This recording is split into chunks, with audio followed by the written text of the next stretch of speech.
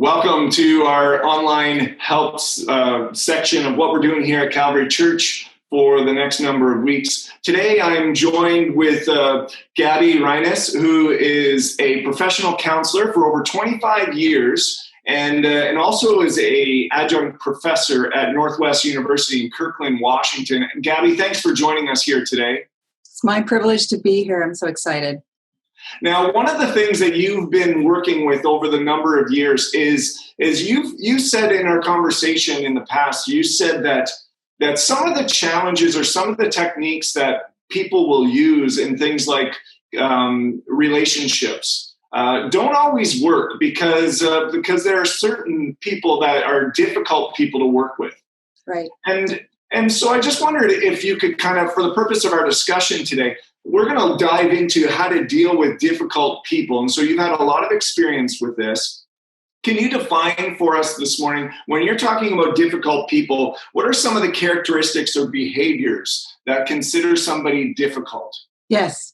Yeah, exactly. I've been to a lot of marriage conferences and read a lot of marriage books and heard a lot of this even in the context of the church. And for the most part, the information is very valuable and very helpful, but it requires, in most cases, two people who are cooperating and who are desiring to better themselves and who have some pretty decent, at least a desire to develop their communication skills. The problem is that you don't always have that. You don't always have two people in a relationship who are willing or ready to develop their relationship. And another problem is that sometimes the person in the relationship who is willing doesn't actually recognize that the person they're working with, their partner, is not a good candidate for some of these sort of cognitive behavioral changes that are being recommended. And one way you can tell this in a relationship, if you're dealing with someone that's particularly difficult and probably not going to respond well to sort of input from a book or from a seminar, is people who don't have sort of an inherent sense of empathy. Like they don't seem to be able to put themselves in someone else's shoes. There's actually a neurological issue in some people that can actually be proven and demonstrated that they literally cannot put themselves in someone else's shoes. And so we as people who are able to do that can hardly even conceive of that. Like we can't even relate to that. But what it means is if you can't put yourself in someone else's shoes or you can't empathize, is that you have no context for understanding what they're saying beyond the words that are coming out of their mouth. Because the only thing you understand is the way you see it. And so when they speak, you're not looking any deeper than their words. What happens then is you argue, if I'm in the position of not having empathy, then I'm going to come across as very misunderstanding of you, critical of you, judgmental of you, and you are going to try harder and harder to communicate with me, but it's going to feel like it always falls short, like you never get what I'm saying. So people who are difficult, they stonewall. They just shut down. They stop talking. They won't cooperate. They won't talk about it ever for any reason. So when the marriage counselor or when the teacher on marriage principles is saying, you need to talk about these things or you need to have conversations, there's always someone sitting in the audience going, yeah, if only I could, because my person won't cooperate with me. They won't talk. Or gaslighting is another thing that difficult people do. Gaslighting is a term that refers to in a relationship when someone claims things happened that didn't happen, or they try to convince the other person that they're crazy. Like, I didn't say that. You're always telling me I'm saying things I didn't say, when the person who is listening is thinking, I remember you saying that. You did say that. So that's gaslighting, where your reality is questioned. If a person lies chronically, if a person is defensive all the time, you bring up the slightest little thing, honey, would you mind putting the dishes in the dishwasher? And there's an immediate defensive reaction. There's never a, okay, or, well, here's why I haven't been. It's always anger and defensiveness. Or if there's attacking that happens, just like always an attack, a put down. So these are some of the characteristics of people that are particularly difficult, and they don't always respond to just simple communication answers. Okay, so how many people would you, like, percentage wise, would you say that there are in the world in terms of relationship that would have this kind of a challenge? I love that question. I think it's a lot higher than we think. I think that what we refer to as the neurotypical person in the relationship, meaning the person who is desiring to learn, desiring to grow, desiring to carry their part, I think they often carry this burden secretly, like other people don't know. And often they feel like there's something wrong with them, like they're not communicating well, or they must not be saying it right. And so I think it's way more, it's higher prevalence than we think. And I think often the neurotypical person is quietly suffering and isn't saying, yeah, actually these principles don't work in my family. And they often feel responsible, like maybe they're doing something wrong. Sure. Okay, so if we're going to kind of turn the corner here and look at someone who has to deal with someone who has that difficult personality, what are some characteristics, or what are some tactics that we can use to help us in those Okay. relationships? Yes, absolutely. I am going to give some insight into some things that can be done. In no way do I want to imply that any of these things are easy. I really think that a person in this situation is in a very difficult situation. And so I'm going to give some tips and maybe some input, but I'm not assuming that this is easy in a box that you just check very easily. It's going to be a process. You're going to need God's help. I think even recognizing where you are and what you're dealing with is huge too. But let's assume that you're active in your relationship with God, that you're asking Him for strength, that you're asking Him for help and wisdom, that you're seeking to grow. Let's assume that before we go to some of these help things. But let's assume you're drawing as close to the Lord as you can. One of the biggest things that you're going to have to do is to emotionally begin to separate yourself from these behaviors, because one of the most difficult things is when you have a difficult person in your life, they're saying it's you. They're often either literally saying that or implying, like, this is your problem, you're doing this, you're never, you don't understand me. And often, again, as I said before, the neurotypical person is trying really, really hard, and they try harder and harder. The first step is to begin to recognize, you know what? This is you. Like, you are not able to put yourself in my shoes. And me trying harder and harder is not going to help. So I need to be able to recognize this is you and I am me. And this sort of an emotional separating out and understanding. God sees me and He knows me. I don't have to always try so hard to adapt to what you're saying that you need.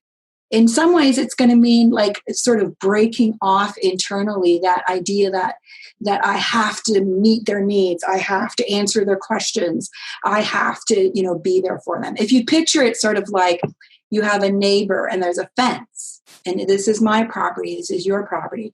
Your neighbor is taking a beach ball and putting it in your yard and saying, this is yours.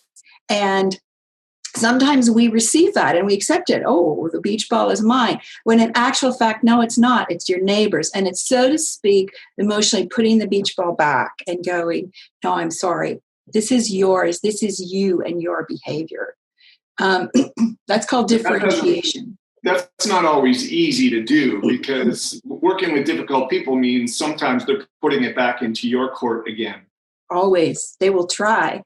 But this comes down to that old saying of like, nobody can make you mad. You've probably heard that if you've been in any circles that are sort of talking about, emotions and cognitive.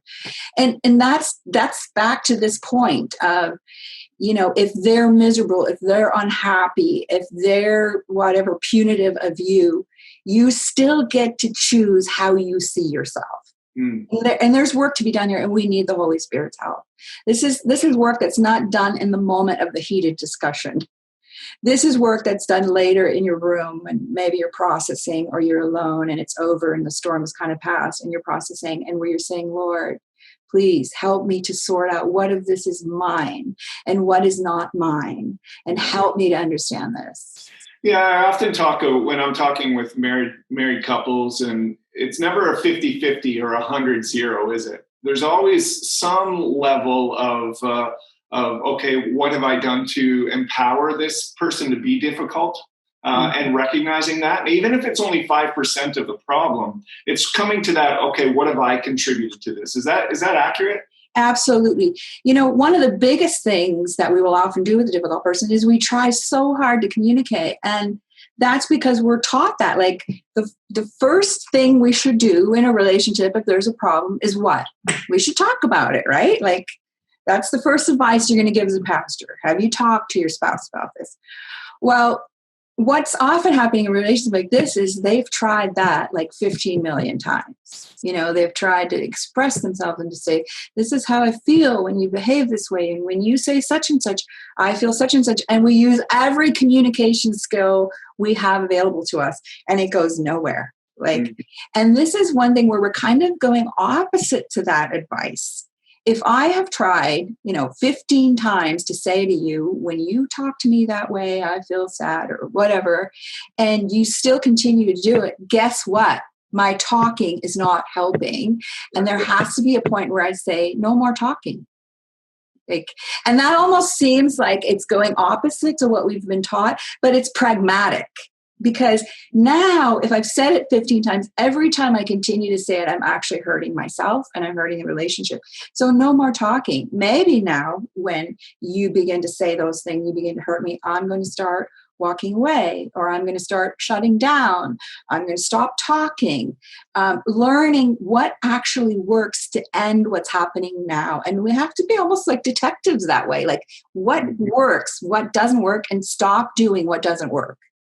Okay, so you're saying really there's no cookie cutter method here, because all depending on the challenge with the difficult individual will determine what needs to, the approach that needs to be taken. Okay, so let me ask: is it even possible for someone who is difficult to deal with, for them to gain that empathy?